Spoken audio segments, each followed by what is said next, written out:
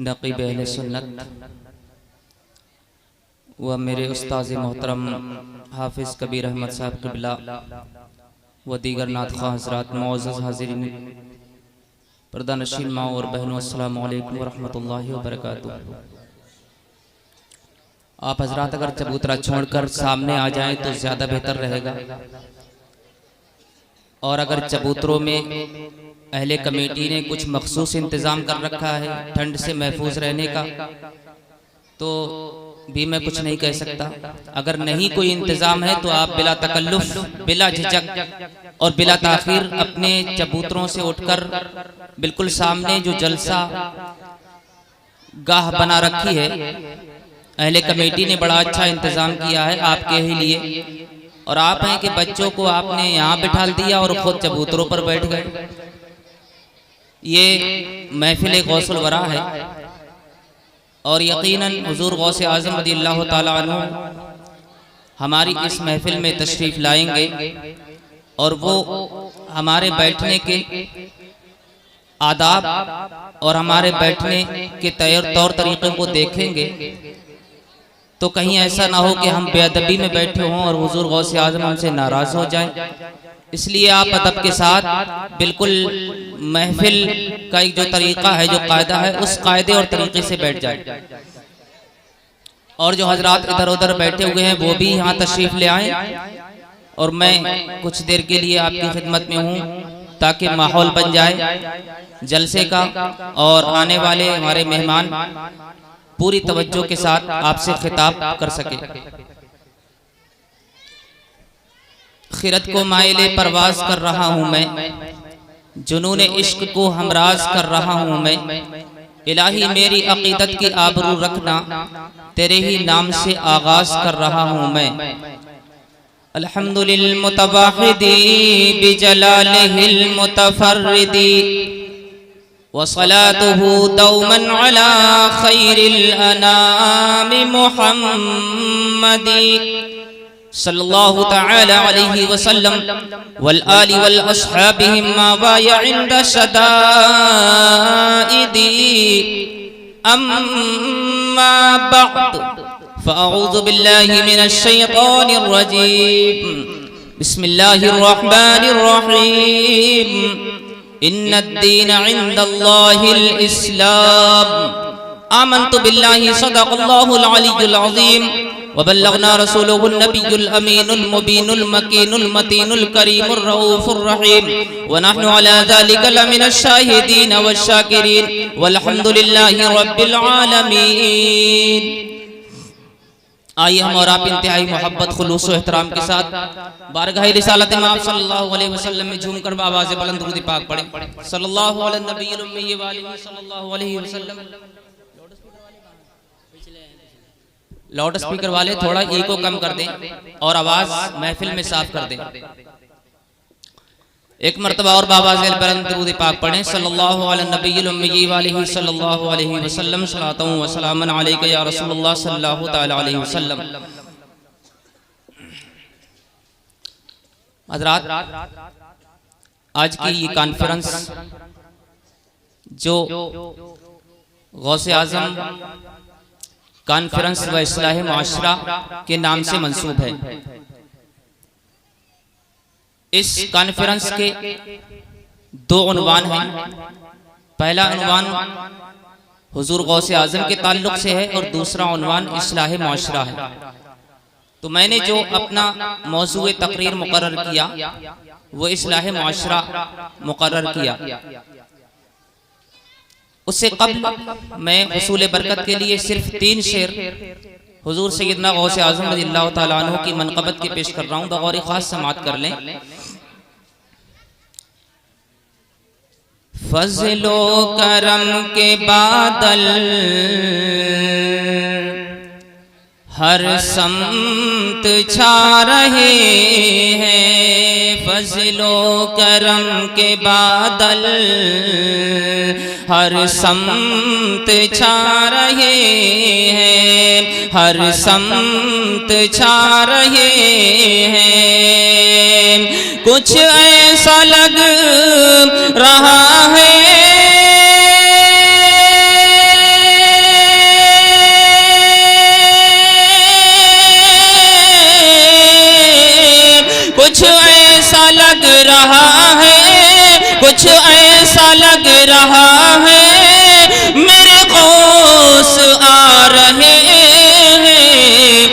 फजलो करम के बादल हर समत छा रहे हैं। और ये शेर भी समाप्त करें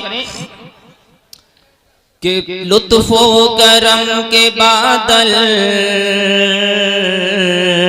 हर समत छा रहे हैं। तूफान हट जाओ सामने से, तूफान रास्ता दो, हट जाओ सामने से, तूफान रास्ता दो, तूफान रास्ता दो। देखो हमें अदब से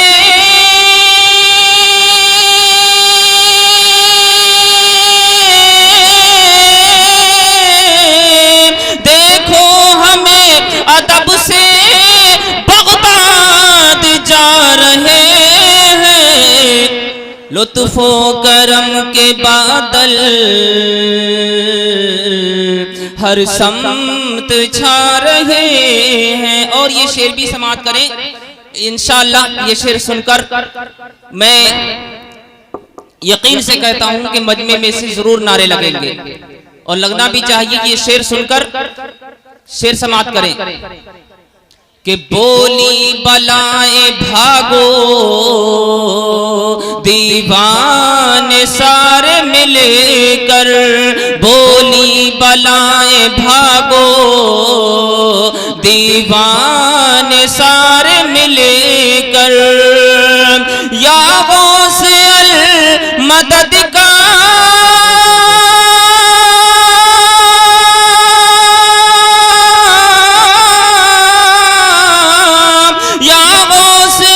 मदद का नारा लगा रहे हैं। लुत्फों का नारे तकबीर, नारे रिसालत, नारे गौसियत, नारे गौसियत, फैज़ाने आला हज़रत, फैज़ाने मदारे पाक, जश्ने गौसुल बरा, नारे तकबीर, नारे रिसालत। सुभान अल्लाह, सुभान अल्लाह। हज़रात लाइट बंद हुई है मगर माइक सलामत है। आप माइक की तरफ तवज्जो रखें और बैठे रहें। एक मरतबा दुरूद पाक पढ़ लें सल्लल्लाहु अलैहि नबी उम्मी वालिही सल्लल्लाहु अलैहि वसल्लम सलातु व सलामुन अलैका या रसूलुल्लाह सल्लल्लाहु तआला अलैहि वसल्लम। हज़रात मैंने खुतबा मसनूना के बाद जो आयत करीमा तिलावत की, इन्नद दीन इंदल्लाहिल इस्लाम, अल्लाह रब्बुल इज्जत फरमाता है कि बेशक सबसे पसंदीदा दीन अल्लाह के नजदीक इस्लाम है। जगह जगह के तुम्हें थक चुके हैं हंगामे, जगह जगह के तुम्हें थक चुके हैं हंगामे, निशातो लिज्जते ख्वाबे गिरा बदल डालो, गलत रवी से मनाजिल का बोझ बढ़ता है, मुसाफिरों रविशे कारवां बदल डालो, सफीना अपना किनारे से हो भी सकता है, हवा के रुख पे चलो बादबा बदल डालो, तरीक़े मुस्तफ़ा को छोड़ना है वजह बर्बादी, इसी से कौम दुनिया में हुई बेइक़्तिदार अपनी, और हमें करनी है शहनशाह बतहा की रजा जोई, वो अपने हो गए तो रहमते परवरदिगार अपनी। हज़रात अल्लाह रब्बुल इज्जत फरमाता है कि अल्लाह के नजदीक सबसे पसंदीदा दीन इस्लाम। थोड़ा ईगो कम और कर दें। अल्लाह के नजदीक सबसे पसंदीदा दीन इस्लाम।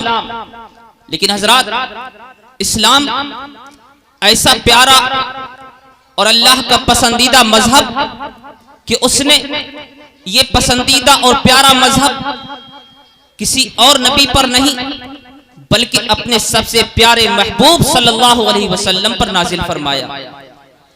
हजरात और फिर अपने महबूब सल्लल्लाहु अलैहि वसल्लम की उम्मत के लिए उसी इस्लाम को नाफिज फरमा दिया कि मेरे महबूब की उम्मत मजहब इस्लाम के तौर तरीके अपनाए, मजहब इस्लाम के ज़ाब्तों को अपनाए, मजहब इस्लाम के कवानीन को अपनाए, मजहब इस्लाम के अहकाम को अपनाए, मजहब इस्लाम ही एक वाहिद मजहब है जिससे उम्मत मुस्लिमा को दुनिया में भी कामयाबी और आखिरत में भी कामयाबी। मगर हजरात, आज हमने अपना तर्ज़े जिंदगी बदल दिया, आज हमने अपने आमाल को बदल दिया, आज हम अपने अफ़आल को बदल चुके हैं, आज हम अपनी तहजीब को फरामोश कर चुके हैं, आज हम अपने तमद्दुन को खो बैठे हैं, आज हम अपने अखलाक से बहुत दूर पहुंच चुके हैं, आज हम अपने किरदार को बिल्कुल फरामोश कर बैठे हैं।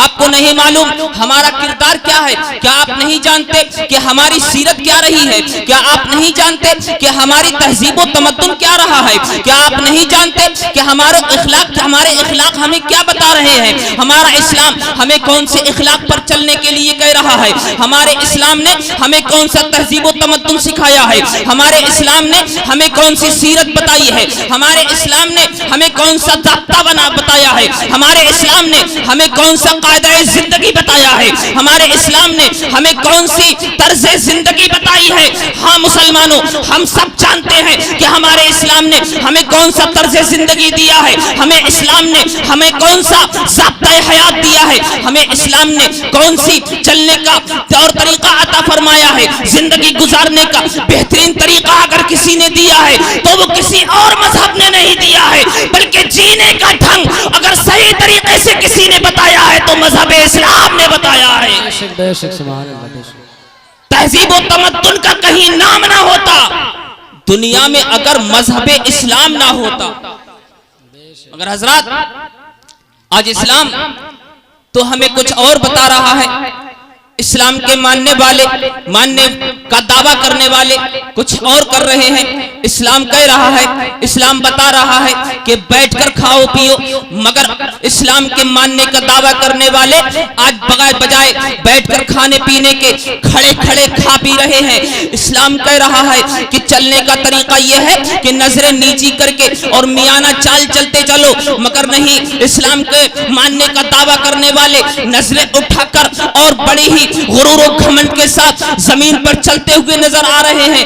मगर हजरात, आप जानते नहीं, शायद आप अपने असलाफ की तारीख को फरामोश कर बैठे हैं, शायद आप अपने असलाफ की तारीख का मुताला नहीं करते हैं। अगर करते हैं तो आप फरामोश कर बैठे हैं। लेकिन हजरात, अगर आप अपने रसूल के मानने वाले हैं और सच्चे मानने वाले हैं तो रसूल का हर हुक्म हमारे लिए हमारी जिंदगी का बेहतरीन नमूना है। सरकार की जिंदगी पाक हमारे लिए बेहतरीन नमूना है। सरकार ने जिससे हमें मना फरमाया है उस काम से हमें रुक जाना चाहिए, और सरकार ने जिस काम को करने का हमें हुक्म सादिर फरमाया है उस काम को हमें करना चाहिए। मगर हजरात, आप जानते हैं, आप सबको अच्छी तरीके से इस बात से वाकिफ हैं कि कोई इंसान किसी को तोहफा देता है। मिसाल के तौर पर अभी मेरे पास ये 10 का नोट तोहफे के तौर पर दिया गया है, और जिन साहब ने दिया है अल्लाह रब्बुल इज्जत उनको दुनिया और दारैन की सादतों से मुस्तफीज फरमाए।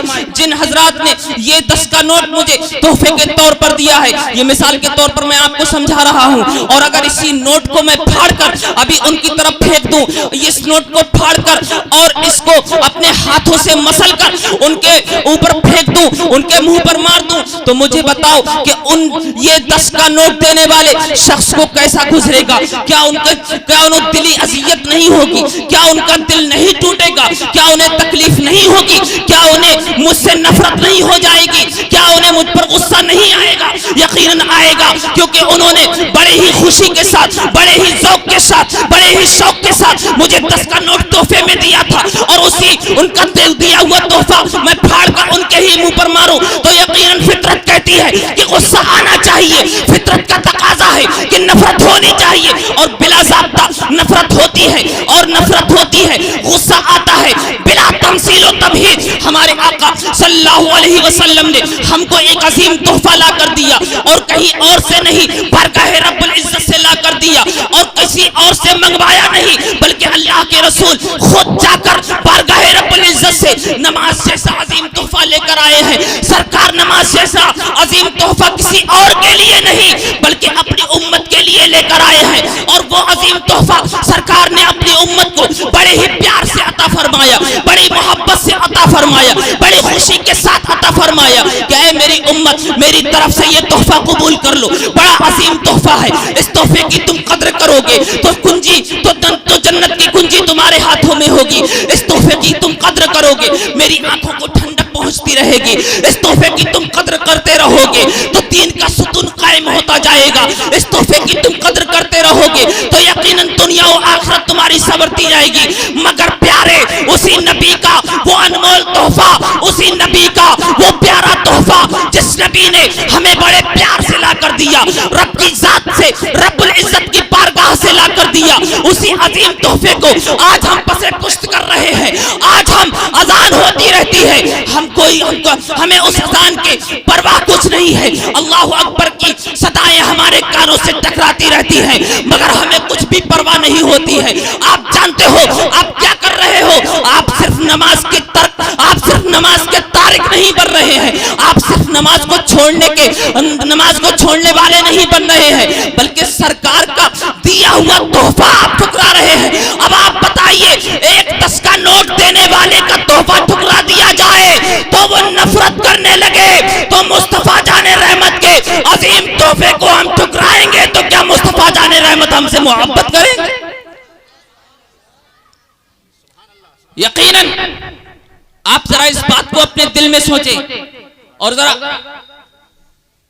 गहराई से अपने दिल में इस बात को उतारने की कोशिश करें कि मुस्तफा जाने रहमत जिसने हमें अजीम तोहफा ला कर दिया। बस आखिरी बात कह दूं क्योंकि वक्त कम है और मेहमान हमारे बहुत ज्यादा हैं। इसी के ताल्लुक से कि सरकार ने जो हुक्म फरमाया, अगर उस हुक्म के मुताबिक हम अमल ना करें तो सरकार क्या हमसे राजी रहेंगे?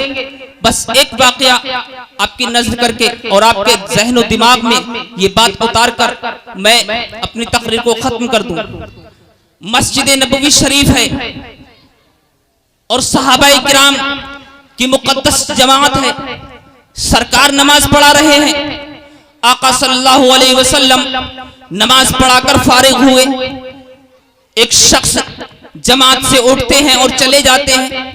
दूसरे वक्त भी ऐसा ही हुआ, नमाज पढ़ा दी, नमाज से फारिग हुए। सरकार जब नमाज से फारिग हो गए तो जमात में से एक शख्स, वही शख्स फिर उठे, फिर चले गए। मुतबादिल यही होता रहा। एक दिन सहाबाए किराम ने अर्ज की, या रसूल अल्लाह, हम देख रहे हैं कि आप नमाज पढ़ाते हैं और नमाज पढ़ाने के बाद हम में से एक शख्स उठते हैं और वो अपने घर चले जाते हैं। आका सल्लल्लाहु अलैहि वसल्लम, जबकि आपका फरमाने आली शान ये है, अद्दुआ मखुल इबादत, दुआ इबादत का मग़ज़ है, और वो साहब बगैर दुआ मांगे वापस अपने घर चले जाते हैं, दुआ नहीं मांगते हैं। सरकार उनके बारे में क्या हुक्म है? कहा कि वो शख्स कौन है? तो सहाबाए किराम ने अर्ज किया, रसूलुल्लाह, वो सालबा है, सालबा नमाज आपके पीछे पढ़ते हैं, मगर जब दुआ की पारी आती है, जब दुआ की मंजिल आती है तो उठकर अपने घर चले जाते हैं। फौरन नमाज का वक्त हो जाता है और नमाज का वक्त हुआ, सलाम फेर दिया और सलाम फेरने के बाद जब सालबा उठकर चलने लगे तो आका ने इरशाद फरमाया, ए सालबा रुको। सालबा रुक जाते हैं और बारगाह रब्बुल इज्जत में बैठ जाते हैं। अर्ज करते, या रसूलुल्लाह, फरमाइए, आपने रुकने का हुक्म किया, मैं रुक गया। तो आका ने इरशाद फरमाया, ए सालबा, मैंने तुम्हारे बारे में शिकायत सुनी है कि तुम रोजाना उठते हो और बगैर दुआ मांगे अपने घर चले जाते हो। आखिर तुम्हारे बगैर दुआ मांगकर घर जाने की वजह क्या है? तुम क्यों चले जाते हो? तो सालबा की आंखों में आंसू आ जाते हैं, सालबा रोने लगते हैं। आका की बारगाह में जब सालबा की गिरियाज़ारी तेज होती है तो आका इरशाद फरमाते हैं, ए सालबा, बताओ, अपने घर जाने की वजह बताओ, रोने का सबब बताओ, गिरियाज़ारी करने का सबब बताओ। तो सालबा अर्ज करते हैं, या रसूल अल्लाह, आप नहीं जानता, आपको तो सब कुछ मालूम है, मैं क्या बताऊं, लेकिन अपनी जबान से मैं आपको बताता हूं कि मेरे घर में बड़ी गुर्बत है, मेरे घर में बड़ी तंगदस्ती है, मेरे घर में बड़ी फाका कशी होती है, मेरे घर का हाल तो ये है, मेरी गुर्बत का हाल तो ये है। या रसूल अल्लाह, मेरे पास बस एक ही लिबास है जो पहनकर मैं नमाज पढ़ने आपके पीछे आता हूँ और नमाज पढ़कर फौरन ही अपने घर चला जाता हूँ और यही लिबास उतार देता हूँ। इसी लिबास को पहनकर मेरी बीबी नमाज पढ़ती है, इस वजह से मैं जल्दी चला जाता हूँ कि कहीं नमाज में ताखीर ना हो जाए, मेरी बीवी भी नमाज वक्त पर पढ़ ले। मुसलमानों सोचो, आज हम वक्त की परवाह तो नहीं करते, यहाँ तक के अपनी नमाजें बिला चूचरा तर्क कर देते हैं, अपनी नमाजों को छोड़ देते हैं। कुरूने उला के मुसलमानों को देख कि नमाज की ताखीर थी, नमाज की ताखीर भी गुनाह समझते हैं। फरमाते हैं एक ही लिबास है जिसको पहनकर मैं नमाज आपके पीछे पढ़ने आता हूँ और यही मैं घर जाकर अपनी बीवी को लिबास देता हूँ, मेरी बीवी उसे इस लिबास को पहनकर नमाज पढ़ती है। या रसूल अल्लाह, बड़ी तंगदस्ती है। सरकार ने इरशाद फरमाया, ए सालबा, तुम्हारे लिए यही हाल काफी, यही हाल बेहतर है। तो सालबा ने अर्ज की, या रसूल अल्लाह, मेरे हक में दुआ फरमा दीजिए कि मेरी तंगदस्ती दूर हो जाए, मेरे हक में दुआ फरमा दीजिए कि मेरे घर से तंगदस्ती दूर हो जाए, गुर्बत दूर हो जाए। तो आका ने इरशाद फरमाया, ए सालबा, तुम्हारे लिए यही हाल बेहतर है। तो सालबा ने अर्ज की, या रसूल अल्लाह, नहीं नहीं, मुझे इस तंगदस्ती में बिल्कुल अपनी जिंदगी का मजा नहीं आ रहा है। तो आका ने इरशाद फरमाया, सालबा बताओ क्या चाहते हो? तो सालबा ने कहा, या रसूल अल्लाह, मेरे घर में मेरी बकरियां हैं, मेरी बकरियों में इजाफा हो जाए, दुआ फरमा दीजिए। सरकार के दस्ते पाक उठ जाते हैं, दुआ फरमा दी जाती है और सालबा की बकरियों में तरक्कियां होने लगती है। सालबा की बकरियां इतनी बढ़ गई, इतनी बढ़ गई, इतनी बढ़ गई कि मदीना शरीफ में सालबा की बकरियां नहीं आ रही थी। तो सालबा ने मदीना शरीफ को छोड़ दिया और जंगल में अपना घर बसा लिया। जंगल में जाकर अपनी बकरियां, उनकी बकरियां इजाफा पे इजाफा कर रही हैं और बकरियां बहुत ज्यादा हो गई। इतने में ज़कात का हुक्म सादिर हो जाता है, माल की ज़कात का हुक्म सादिर हो जाता है। हजरत प्यारे आका सल्लल्लाहु अलैहि वसल्लम ने अपने तमाम पैगाम्बर जगह जगह दौड़ा दिए कि जाओ, ज़कात का हुक्म सादिर हो चुका है, तमाम अहले माल को हुक्म दीजिए कि ज़कात अदा करें। सालबा के पास भी एक शख्स जाते हैं, कहते हैं कि आका की तरफ से ये हुक्म आया है कि ज़कात की फर्जियत आयद हो चुकी है, लिहाजा अपनी ज़कात अदा करो। तो सालबा ने क्या जवाब दिया जानते हो? सालबा ने कहा कि मैं जरा सोच लूं फिर बताऊंगा। का सोच लूं फिर बताऊंगा? उस शख्स ने सरकार की बारगाह में आकर कह दिया कि सरकार, सालबा कह रहे हैं पहले सोच लूं फिर बताऊंगा। तो आका ने इरशाद फरमाया, फिर जाओ। फिर जाते हैं, सालबा से फिर कहते हैं, सालबा फिर वही जवाब देता है।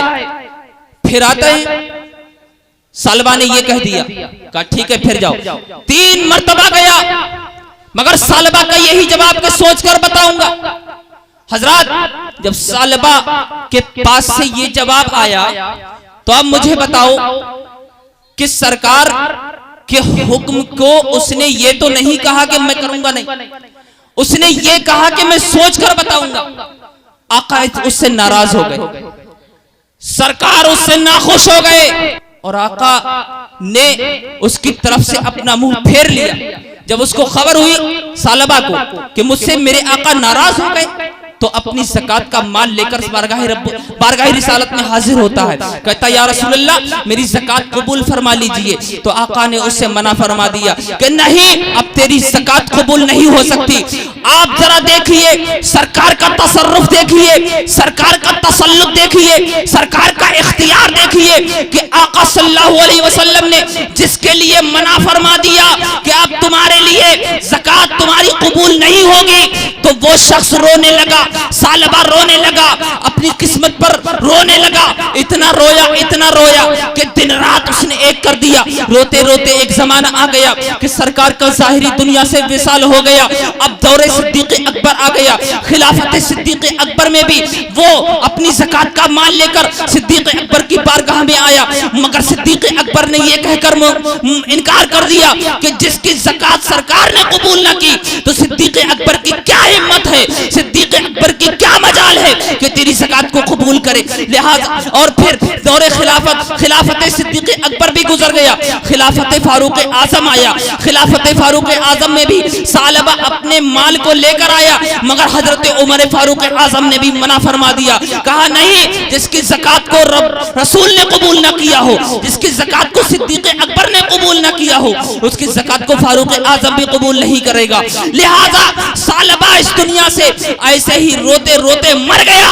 अब आप नतीजा निकाल लीजिए कि सरकार के हुक्म को जिसने ना माना और ये कह दिया कि सोच कर बताऊंगा, उससे मेरे आका नाराज हो गए और ऐसे नाराज हुए कि उसकी दुनिया भी बर्बाद हो गई और आखिरत भी उसकी तबाह हो गई। अब आप अपने आप खुद फैसला कीजिए कि अगर हमने सरकार के हुक्म को यूं ही पसे पुष्ट करते रहे तो यकीन जानिए हमारी दुनिया भी बेकार है, हमारी आखिरत भी बेकार है। इसलिए मैं ये कहकर गुजर जाऊं कि मोहम्मद की वफा की, इसलिए मैं बस यही बात आखिर में कहकर आपसे गुजर जाऊं कि मोहब्बत की नजर अहले वफा की शान पैदा कर, बुलंदी और पस्ती में जरा पहचान पैदा कर।